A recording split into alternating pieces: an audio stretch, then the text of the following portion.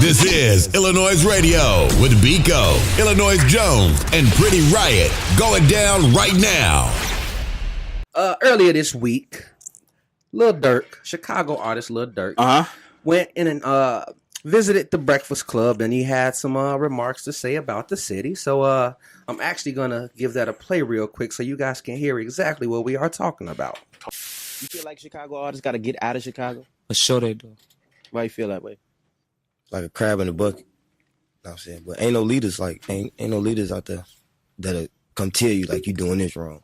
They just looking like if they can make $1 off of you, they don't care if you die, go to jail, none of that, as long as they get their money. So, you know, he speaks on Chicago being a crab in a bucket type of city and it lacks leadership. And right off back, you know, I had to bring that to the station because, you know, the talks around that has been crazy. I told Pretty Riot to put it in her 2 Pretty Pennies. I told her to do a 2 Pretty Pennies topics about it. Yeah, you did put it in the group chat. You did say that. Because I knew what it was, and I knew it was going to start a discussion. Mm-hmm. And I totally disagree with him. Okay, because the more I tried to watch it, I understand, but I'm just like, nah.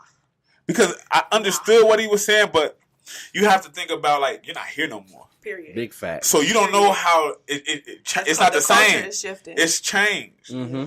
Now, to me, like, since it's changed, we don't have nobody that's there to bring people along, to bring people over the bridge. You feel me? Yeah. You know how sometimes you have somebody, like in Atlanta, you have people who can get you from one end of the bridge to the other end of the bridge. Right. You know what I mean?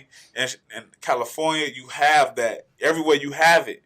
Here, you don't have it. Yeah, we don't. So that's what makes it seem like a crab in a bucket, but everybody's really working together.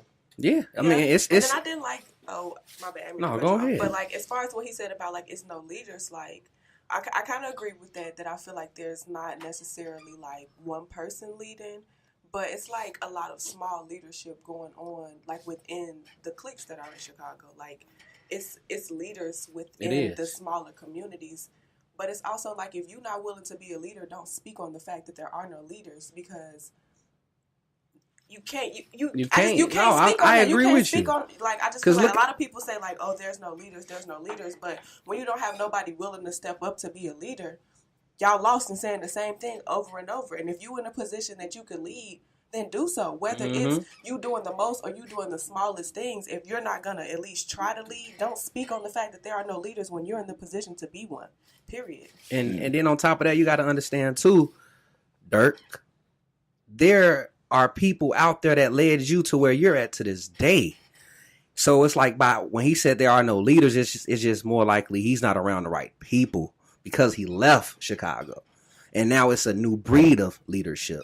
So that's, you know, like I agree with you guys on the leadership part. Now, the crab in the bucket, coming from where I come from and how much, you know, things done developed for me from artistry to where I'm at now, I have to agree with Durk. But you have to understand, it's a crab in the bucket everywhere. Yeah. That's the thing. So not like, don't make Chicago. It's just Chicago. I feel like he was throwing dirt on Chicago like it's a crab in the bucket. Because no, it is everywhere. That's an industry thing. But don't nobody he make it. But people make it seem like Chicago is like the worst crab in the bucket. It's not. But it's not. If you go to Atlanta, if you go to California, if you go to New York, these same places have the same problems. Yep. I get it all the time from people from New York. Man, y'all got that down there? Y'all doing that radio? We don't got that here. How can I be a part? How can I get on y'all show? You're right. No, you're right. You don't see a lot of So Chicago, what we have. My thing is the fact that y'all think we a crab in a bucket city. Y'all just not taking advantage of the platforms that's available to y'all. That exactly. It's like y'all go and y'all chase after these bigger platforms when clearly they're not effing with y'all unless you paying them a lot of big bucks or you got a hell of a lot of clout behind your name. So the people that's really doing this stuff solely so that they can push you, y'all ignore them because we're not on. I'm going to say we at that point because, I mean, we're one of those people. We're one of those platforms. Y'all ignore us because we ain't the higher-ups. Yeah. But in a sense, we're going to push your music a lot further than these bigger platforms just off the fact that we mess with y'all genuinely. See, and we don't care about y'all clout. And that, by you saying that, that's why I said I agree with Durk on the crab in the bucket. You just broke down why I feel it is a crab in the, we have that here, which is everywhere. But that's what he meant. What you just said, that's exactly what he meant. But at the same time, everybody just got to come together. And it's not just here. A lot of people it's not just egos here. Aside. That's it. Egos need to be put aside. Like, if you really want for a machine to work, all the pieces have to work cohesively together. So if you want this machine to work, we all have to be on the same page and have to be one end goal for Chicago artists. And that's the artists, that's the producers, that's the media outlets, that's the PRs. We all have to want the same end goal for Chicago, the Chicago music industry, period. And until we get that, everybody's going to be on a different page, and you're going to have a bunch of little communities of people instead of us just coming together and just doing it as one. He said one more thing as well. It kind of cut off. In the beginning, DJ Envy asked him, do you have to leave Chicago to grow? To gain success. Exactly. I don't think so. I think that's so 2000 and the 90s. Mm-hmm. But now you name a rapper in the past 10 years that had to leave Chicago to get signed. Facts. Yeah, you're right. I mean, look at the way you have with the internet, you don't have to leave. You don't. I think he may have said that more so depending on the type of environment that artist may be in. Because if you a hood rapper, you may need to get up out of Chicago to be successful because of your environment. But I don't think that has to be a thing to be successful. But that's only if you still active in the nonsense. Because the people from the hood could be mad you got on and they see you lacking and it's over with for you because it's jealousy at that point. Matter of fact, it's jealousy at that point. Let's go to the Instagram comments. Somebody actually said that. So the homie Big Shaq 39, he said, I agree, because once they become famous, they're just not safe here anymore because of envy, jealousy, and hate. And I don't know if you guys know who Big Shaq is, but Big Shaq been around in this industry for a very long time. Shout out Lil Chris, shout out Lupe Fiasco, shout out all the guys over at First and the 15th. So, when Shaq said that, I'm like, damn, you're kind of right. And you just touched on that. I mean, even if we take it on just to scale it back a little bit, look at what happened to Zach TV. That was somebody who was really genuinely putting on for anybody in the city, no matter who you were affiliated with. He worked with you to push you, and they took him out. Yep. Out of whatever the reason may be, I don't know the specifics behind that, but I'm pretty sure that was a hate-driven act. You know what I'm saying? Somebody's hating on what you're doing or envying of what you're doing, and I feel like we cannot act like we can't ignore the fact that that's real in Chicago. That they really be taking mugs out once they see you in a position and you winning and they not. But that's anybody that's in the streets. Mm-hmm. You got Nipsey Hussle. Look at him in California. You feel me? He took what he learned and brought it back to his neighborhood. Facts. And California is no different with Crippin' and Bloods.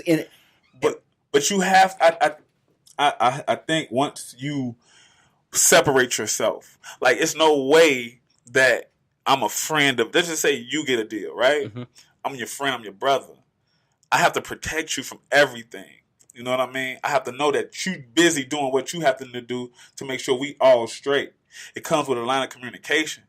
People see you on TV, people see you on these award shows, and they see you mingling on these videos, and they thinking you have it, and you making it seem like you have it. You're not keeping it real with your brothers. You feel me? Because they done stuff for you, swiped, cracked cards, got you this, got you that for video shoots, and they not seeing it. Dang, you forgot about us. Chicago artists do this. Yeah. They get on and they forget about certain people. That's very true. Big so facts. If you forget about certain people, of course I'm gonna rob you. Of course I'm gonna try to get you.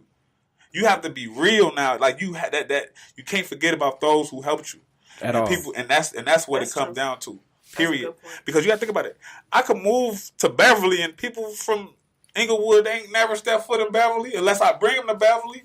They ain't gonna know where the heck I stay at.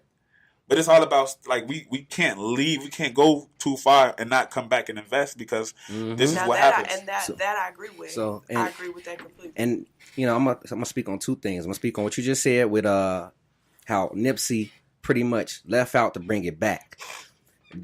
I agree. I don't know if that was Durk that said that. I think that was his artist that said you do have to leave Chicago, and you do. And that's one thing I've noticed ever since I've been going back and forth to Atlanta.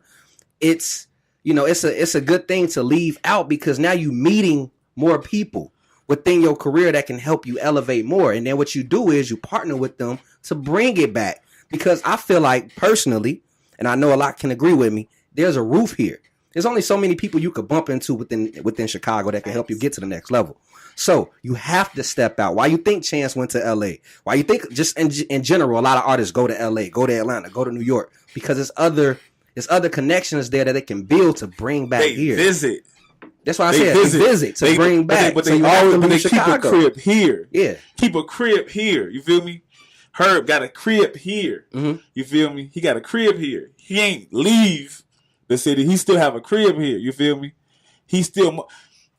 When you in Atlanta, the fact that you can go to a gas station and just see T.I., see Jeezy. That's motivation. You feel me? We don't have that here. We don't have the fact we can just see Kanye West. You know what I mean? It's so common in certain places they don't even get famed out no more. Yeah. It's like I just saw Tip, bro. He just asked me. I just gave him a mixtape. Think about how much I just gave him a mixtape. Now he know who I am. Like, let me work a little harder. You got a point. And the AU definitely used to see people. People just pop out to events too. You ever see somebody, you chilling with somebody from the A and they be like, I just saw Jeezy. No, exactly. Down the street. Cool as hell. It's like that, bro. So the city it comes with a lot. You know what I mean? Just being from the city, but the street life. Of course, when you in the streets every day, you doing dirt and you doing wrong. Of course, people gonna say you gotta leave. You gotta leave because you done did something grimy and you know they on your heels. Okay. That's what it is. When you do dirt, you know that karma's a chance it's gonna come back. Look at 6ix9ine, for instance. That's another story. That's another topic there. I laugh at that sucker. But karma's, karma is a female dog. Shout out to her for getting his ass. Okay, because he deserved it. I ain't gonna front my money. I ain't gonna front. No free 6ix9ine from me. So what we gonna do? We get raped. We gonna get into a quick music break. This is our first ill list artist of the day. He goes by the name The Pope. And he brought us a banging new joint called Freaky featuring the homie King Louis. Y'all make sure y'all check out the video too. Finna get that to you right about now. I like freaky bitches. Yeah.